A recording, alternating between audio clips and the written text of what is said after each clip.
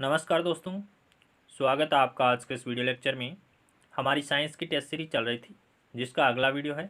देखिए आज की वीडियो का पहला प्रश्न, वर्तमान में किस हार्मोन का दुरुपयोग लिंग निर्धारण में किया जाता है? तो कौन सा हार्मोन है जिसका वो दुरुपयोग किया जाता है? तो ये किया जाता है आपके HCG का, ह्यूमन कोरोनिक गोनेडोट्रोपिक हार्मोन का दुरुपयोग है वो लिंग निर्धारण में किया जाता है। अगला प्रश्न देखिए, क्रिप्टो ऑर्गेनिज्म है।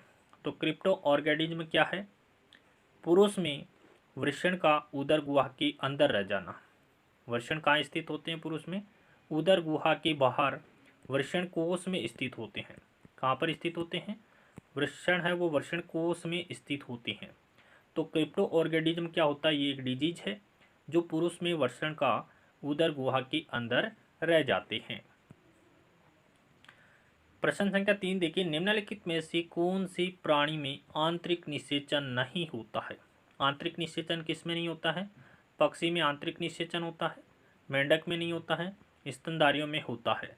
तो मेंढक में बाह्य निषेचन पाया जाता है। प्रश्न संख्या 4 देखिए, निषेचन की परिणाम स्वरूप निर्माण होता है। निषेचन के जस्ट बाद में किसका निर्माण होता है? युग्मनज का निर्माण होता है। किसका निर्माण होता है? जाइगोट का निर्माण होता है। अगला प्रश्न देखिए, उस वाहिनी का नाम बताइए जो पुरुष के वृषण से निकलती है और शुक्राणु को शरीर में ले जाती है। उसका नाम क्या है? तो शुक्रवाहिका है।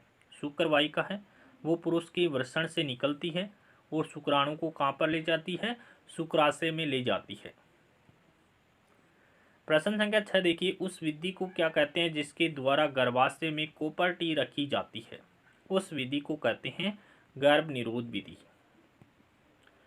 प्रश्न संख्या 7 देखिए, टेस्टोस्टेरोन की कमी से भ्रूणीय अवस्था में पुरुषों में वृषण का वृषण कोष में न आना कहलाता है। तो वृषण का वृषण कोष में न आना या वृषण का उदर गुहा में रह जाना क्रिप्टो ऑर्गेनिज्म कहलाता है। क्या कहलाता है? क्रिप्टो ऑर्गेनिज्म कहलाता है। प्रश्न संख्या 8 देखिए, एमनियोसेंटोसिस है। एमनियोसेंटोसिस क्या है?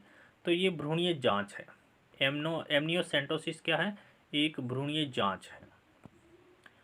प्रश्न संख्या 9 देखिए, मानव नर में मूत्र और वीर्य की प्रवाह के लिए एक ही मार्ग होता है जिसे कहा जाता है, क्या कहते हैं? मूत्र मार्ग कहते हैं। प्रश्न संख्या 10 देखिए, गतिशील जनन कोशिका को कहा जाता है। तो गतिशील जनन कोशिका को क्या कहते हैं? नर युग्मक कहते हैं। गतिशील जनन कोशिका को क्या कहते हैं? नर युग्मक कहा जाता है। प्रश्न संख्या 11 देखिए, अलैंगिक जनन के लक्षण है। अलैंगिक जनन का लक्षण क्या है? एक ही जनक होता है, बिल्कुल सही है।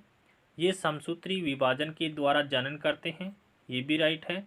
युग्मकों का निर्माण व निषेचन नहीं होता है, ये भी राइट है। उपयुक्त सभी यहाँ पर करेक्ट आंसर हो जाएगा। प्रश्न संख्या 12 देखिए, निम्न में से विषाणु द्वारा संचालित यौन रोग कौन सा है? सिफिलिस और गोनेरिया है, ये यौन संबंधी रोग है जो जीवाणु जनित रोग है, जीवाणु जनित है। जेनाइटल हर्पीज है, ये विषाणु जनित रोग है।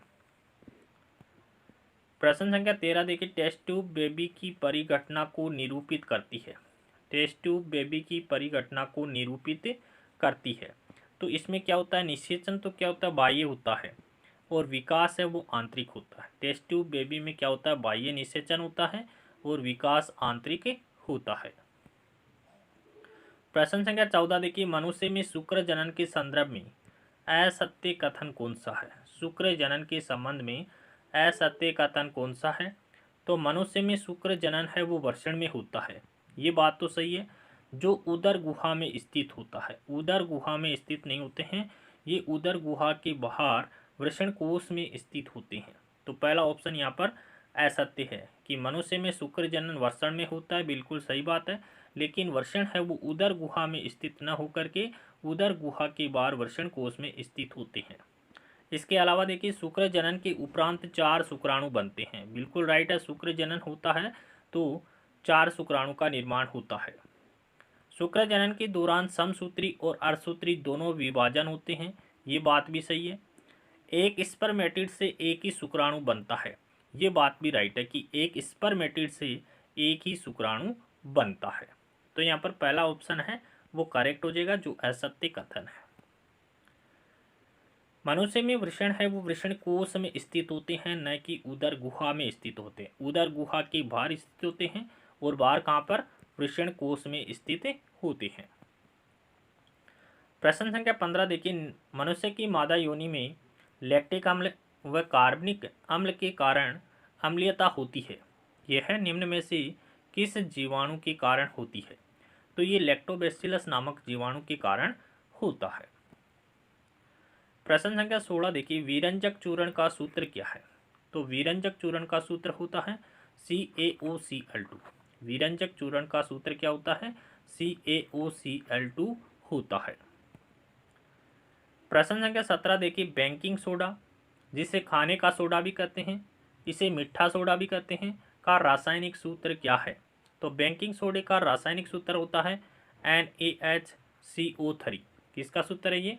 बेकिंग सोडे का रासायनिक सूत्र है। प्रश्न संख्या 18 देखिए, धावन सोडा या धोने का सोडा या इसे सोडियम कार्बोनेट भी कहते हैं, का रासायनिक सूत्र क्या है? Na2CO3 है। धावन सोडे का रासायनिक सूत्र Na2CO3 होता है। मीठे सोडे को सोडियम बाइकार्बोनेट के नाम से भी जानते हैं। प्रश्न संख्या 19 देखिए, प्लास्टर ऑफ पेरिस का रासायनिक सूत्र क्या है?